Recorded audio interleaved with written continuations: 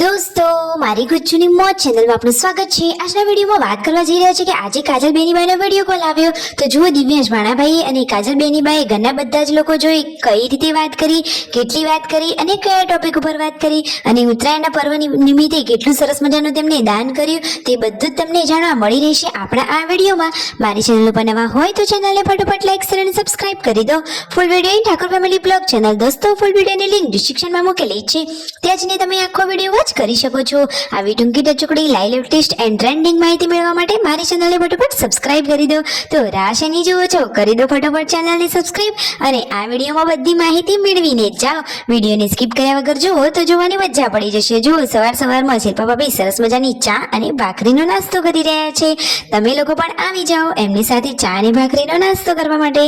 શિલ્પા ભાભીએ તો આજે પહેલીવાર ભાખરી બનાવવાનો ટ્રાય કર્યો છે। એ કહે છે કે આજે મેં તો શરૂઆત કરી દીધી છે હવે ભાખરી બનાવવાની। તમને આ ભાખરી કેવી લાગી દોસ્તો? અરે દોસ્તો, ગમે તેવી હોય પરંતુ ઘરનું અને ગામડાનું દેશી ખાવાનું તો બાકી બીજી ક્યાંય વાત ના આવે, સાચી વાત ને? દોસ્તો, ઉત્તરાયણના આ સરસ પર્વ નિમિત્તે જુઓ ઠાકોર ફેમિલી કેટલું સરસ મજાનું દાન કર્યું, એકદમ પુણ્યનું કામ।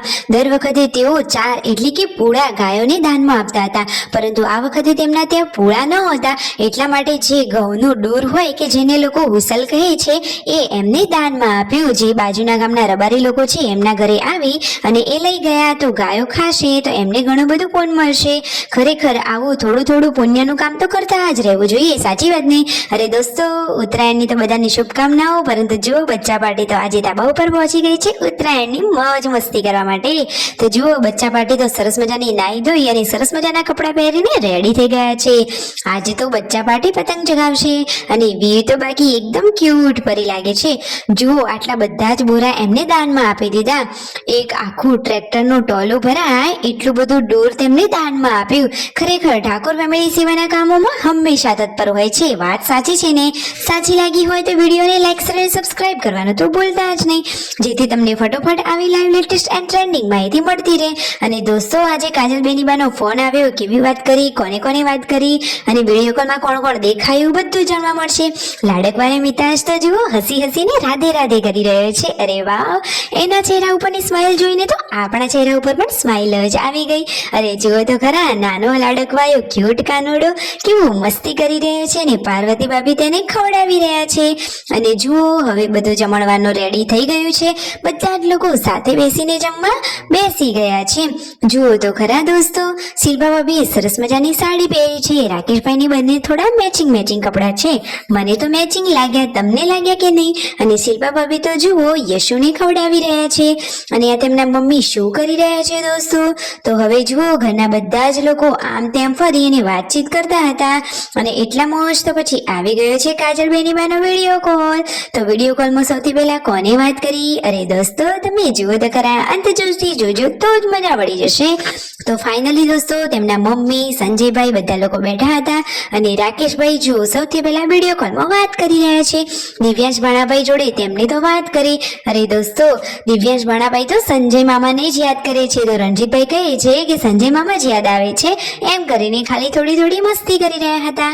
તો તેમની સાથે એમને વાત કરી અને પછી વારા પરથી બધા લોકોએ તેમની સાથે વાતચીત કરી। તમે વિડીયોમાં લાઈવ જોઈ શકો છો દિવ્યાંશ ભાણાભાઈ કેવી મસ્તી કરી રહ્યા છે।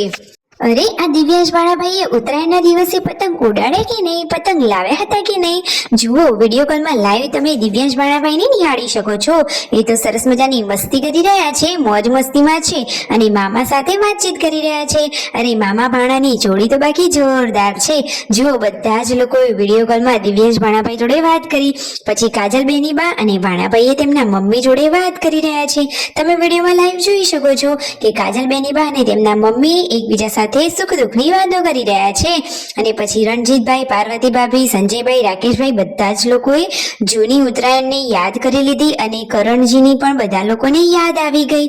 દોસ્તો જુઓ તો ખરા, થોડીક વાર તો થોડાક ભાવુક દ્રશ્યો બની ગયા કાજલ બેનીબાના જોડે, પછી રણજીતભાઈએ પણ વાત કરી અને પછી સંજયભાઈએ, અને તેમની સાથે વાત કરતા કરતા તેમના મમ્મી તો ઇમોશનલ જ થઈ ગયા। કાજલ બેનીબા સાથે વાત કરતા તેમના પિતાની આંખમાં આંસુ આવી ગયા અને તેમના મમ્મીનો ચહેરો પણ જુઓ એકદમ ભાવુક થઈ ગયો। અરે દોસ્તો, વાર તહેવાર આવે એટલે યાદ તો આવે જ ને। વિડીયો ગમે હોય તો ફટોફટ લાઈક શેર એન્ડ સબસ્ક્રાઇબ।